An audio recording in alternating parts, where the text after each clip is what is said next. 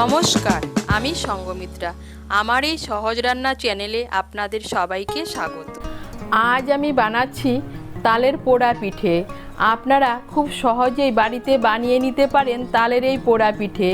আপনাদের যদি এই রেসিপিটি ভালো লাগে তাহলে লাইক এবং শেয়ার করবেন, আর রেসিপিটি কেমন হয়েছে কমেন্ট করে জানাবেন। আরও নতুন নতুন রেসিপি পাওয়ার জন্য চ্যানেলটিকে অবশ্যই সাবস্ক্রাইব করবেন। ধন্যবাদ। প্রথমে কড়াইতে দিয়ে দেব সামান্য একটু জল। এখন এর মধ্যে আমি দিয়ে দেব 1 কাপ তালের রস।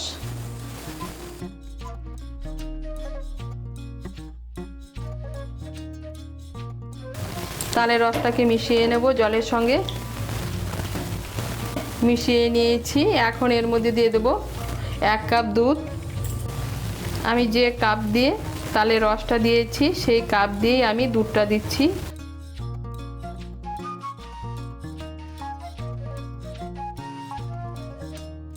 দুধের সঙ্গে তালের রসটাকে ভালো করে মিশিয়ে নেব।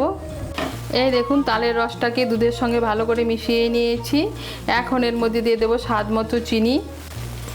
এর মধ্যে আমি দিয়ে দিচ্ছি 1 কাপের কম চিনি। চিনিটা আপনারা আপনাদের স্বাদ মতো দেবেন।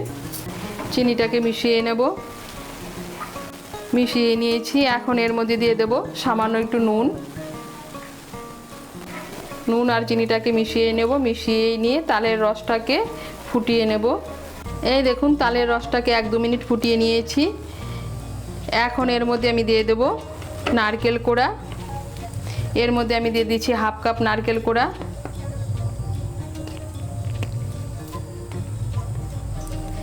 দিয়ে দিচ্ছি কয়েক টুকরো নারকেল। আর দিয়ে দিচ্ছি 5-6টা কাজু বাদাম কুচি কুচি করে কেটে নিয়েছি। মিশিয়ে নেব নারকেল কোড়া, কাজু বাদাম আর নারকেলের টুকরোগুলোকে মিশিয়ে নিয়েছি।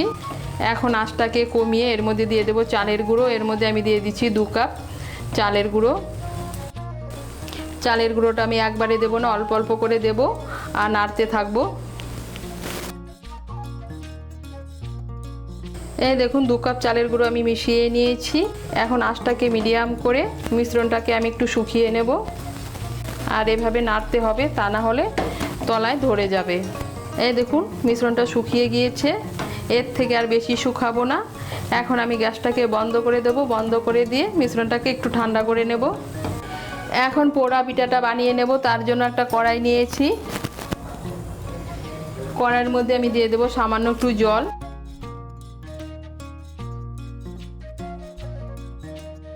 এর মধ্যে আমি কলা পাতা বিছিয়ে দেব।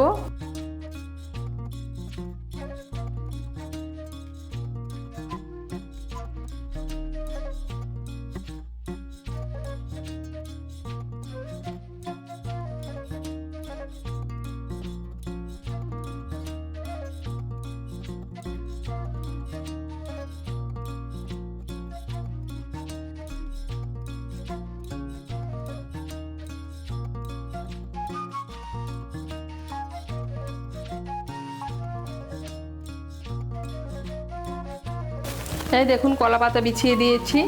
এখন এর মধ্যে আমি মিশ্রণটা দিয়ে দেব।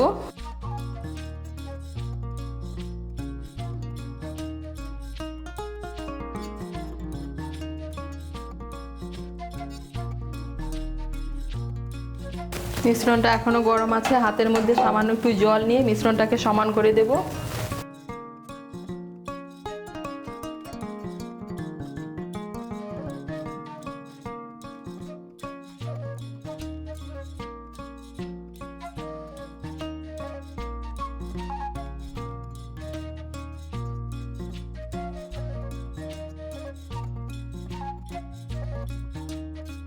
মিশ্রণটাকে সমান করে দিয়েছি। এখন কলা পাতা দিয়ে ঢেকে দেব।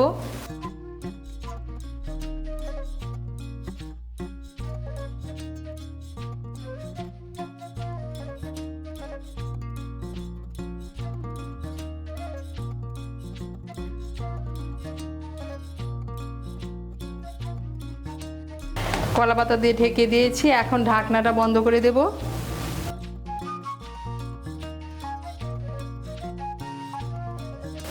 আর ঢাকনার মধ্যে যে একটা ছিদ্র আছে ছিদ্রটাকেও বন্ধ করে দিয়েছি। এখন গ্যাসটাকে জ্বালিয়ে দেব।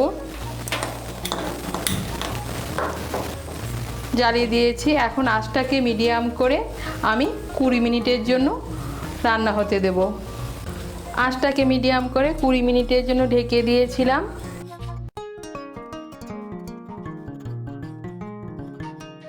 এখন গ্যাসটাকে বন্ধ করে দেব। বন্ধ করে দিয়ে এটাকে উল্টে দেব। আমি একটা থালার সাহায্যে উল্টে নিচ্ছি।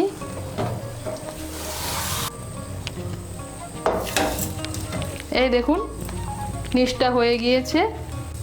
এখন উল্টো পাশটা কড়াইয়ের মধ্যে দিয়ে দেব।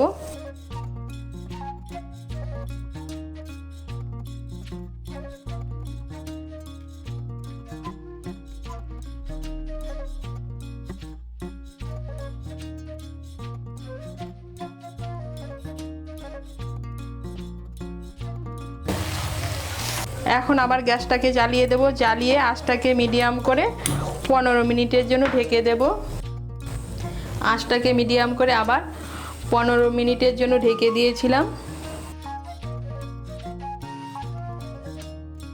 এই দেখুন উপরে কলা পাতাটা পোড়া পোড়া হয়ে গিয়েছে। এখন গ্যাসটাকে বন্ধ করে দেব। বন্ধ করে দিয়ে আমি পিঠেটা নামিয়ে নেব। আমি পিঠের উপর থেকে কলা পাতাগুলো সরিয়ে দিচ্ছি।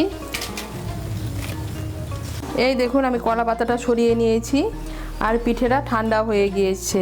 আর এই দেখুন কি সুন্দর চারপাশটা ভালো করে ভাজা হয়েছে। এখন আমি পিঠেটা কেটে দেখাচ্ছি আপনাদেরকে।